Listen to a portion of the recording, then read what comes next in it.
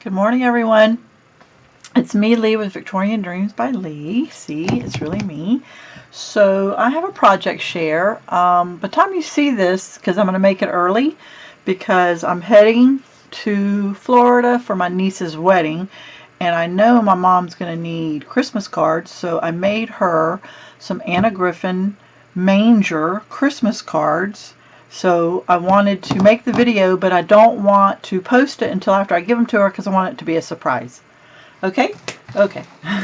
So this is the die set. You have to have an extra long plate system, and I use my Impress, and it is the best. I have had two other mechanical ones other than the Impress, and they're not impressive. And I've had a lot of cranks, and you know, no one does cranks anymore, so hopefully not, because once you have a mechanical one, you will never want the other one. Anyway, so here is the die, and it is called Nativity Easel card, and that's what they would look like. So here we go. You know, I put them in Ziploc bags, and I also put dryer sheets, so everything always smells so good. So let's get these out, and I don't see the dryer sheets in here. Where are they? Huh. Oh well. Alright, let's get started on these, and I'll show you. I made 11. I don't know why not 12. I don't know. Anyway. So everything is either Anna's die or her supplies. I just pulled out of my Christmas stash, and these are even from the Christmas boxes where I had leftovers.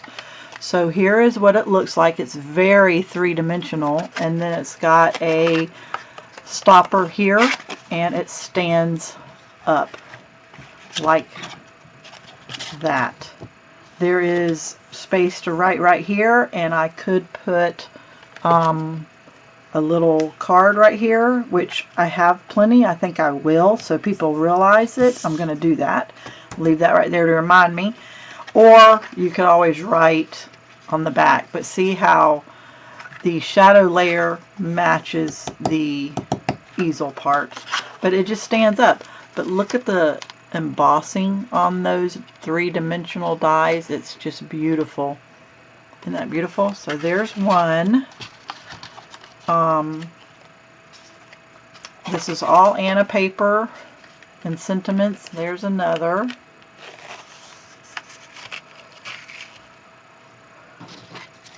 Here's another. And what I did is this has holly on it, and it pop dotted the star 3 different times, but I have the holly to match.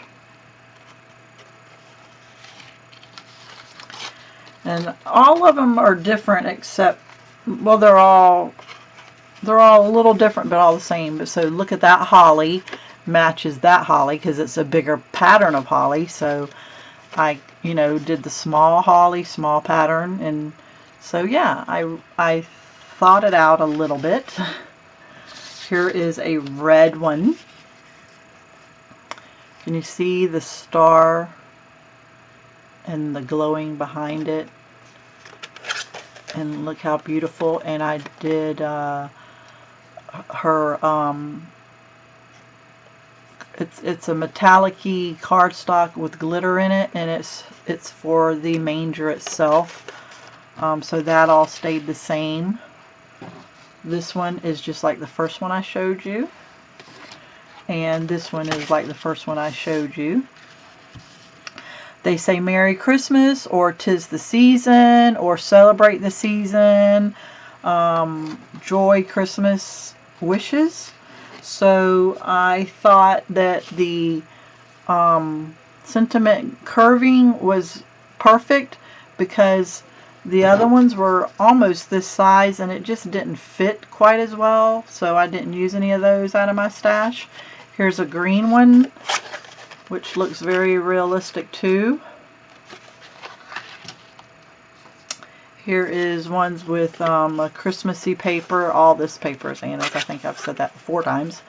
but it's got angels and candy canes and all kind of stuff. So look how pretty that is.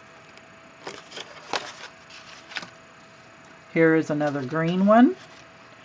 And here is another one with candy canes. So there is my project share.